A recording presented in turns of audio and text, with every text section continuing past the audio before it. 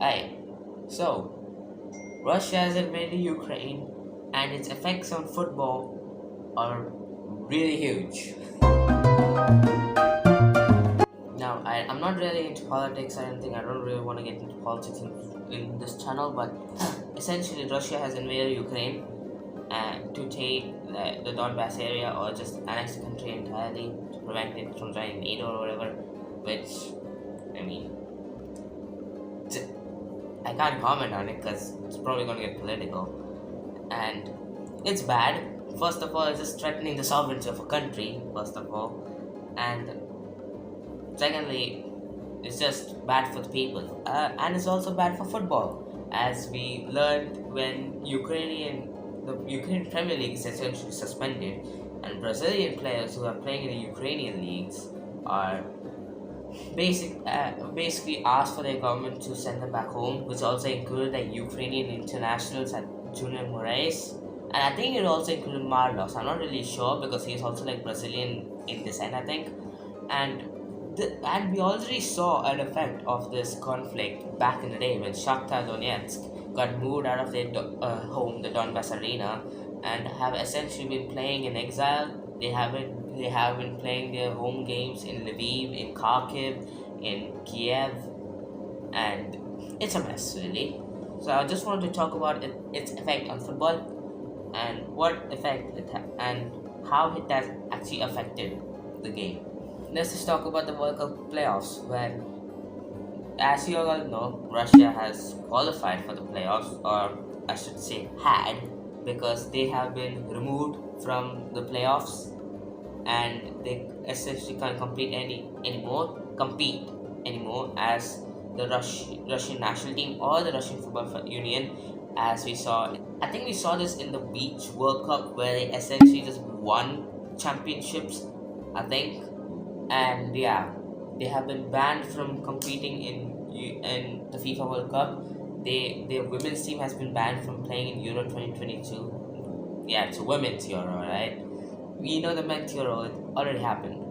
And yeah, we have also seen this affect club football. I mean, we all know Spartak Moscow, probably the funniest Twitter admin of all time, and his team is basically removed from the Europa League, and they were supposed to play RB Leipzig. How do RB Leipzig fraud their way into every single competition? Like, Bayern have lost in the Pokal, Dortmund have lost in the Pokal, Leverkusen have lost in the Pokal, but how does Leipzig fraud their way? Now, I want Freiburg to defeat Leipzig, that's it. They're just frauding their way at this rate. Chelsea are owned by Roman Abramovich, everyone knows that. And he essentially caused Putin to even get into the Russian throne, essentially. I don't want to say as president, but because it's already just a kingdom at this rate. Come on, Putin is controlling everything. He wins every election with about 300% of the vote, so it's a kingdom at this rate. And he has been sanctioned essentially.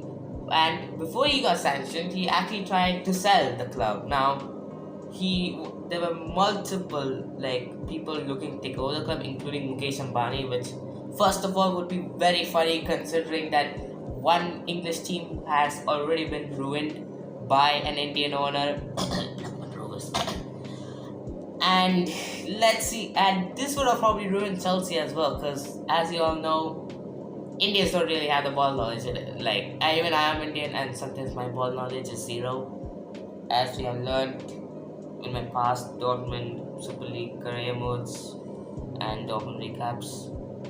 Anyways, and now that he has been sanctioned, he can't sell the club, he can't offer new contracts, he can't sell any more tickets, and he can't sign players. He can't even do anything. Only 6 season ticket holders can actually enter. Stamford Bridge is gonna resemble the Etihad, which is probably deserved. I mean, they're also a loyal club. And the funniest thing is, this happened on their birthday. I'm not even joking. This all happened yesterday, 10th March. And 10th March is when Chelsea was founded. They're just getting screwed over in their birthday. And now that they can't offer new contracts, Dortmund, can you guys? I'm addressing Chelsea now. Can you guys give us Werner, Havertz, Ziyech, and Rudiger? Can you guys give us that? I mean, we'll offer you 40 pounds and a half-eaten sandwich and this pouch, I guess. Just give us these 4 players. Nah, they can't even get 40 pounds. Just take the packet of chips and the pouch. Just take the packet of chips, the pouch, and the half-eaten sandwich. That's it. You can't even trade any money now. Like, all jokes aside. Yeah. And basically, this also means no away fans for Chelsea, which could be seen as unfortunate. I mean, yeah, they are away fans. They have been impacted by this, and this is probably the funniest thing. Now that everyone, they can't even offer new contracts to everyone. Like, almost their whole defense is like their contracts are gonna expire at this age. Like, Rudiger, Aspi, Christensen. Like, the only defensive piece they're gonna have is Marcos Alonso and Thiago Silva at this rate. This is gonna be interesting. And we move on to the last part, where Gazprom has essentially been removed from FIFA and UEFA competitions. Now, as you guys know, Gazprom was a sponsor of the Champions League and the FIFA World Cup, and now they have been removed, which also meant that the Champions League final got moved from the Krastowski Stadium to the Stade de France in Paris, which meant that PSG essentially bottled their chance of playing at home. I mean, it's not technically their home is a Parc de France, but they still they could have played in Paris if they actually had some chemistry. PSG is just FIFA Ultimate Team, no cam, just vibes. Just FIFA Ultimate Team. And yeah, they got moved. The Champions League final got moved from the Krastowski Stadium to the Stade de France. And you know what's the funny thing? Krastowski Stadium is actually called Gazprom Arena. Yes, the Gazprom actually owns the stadium. What do you expect, man? What else do I have to say?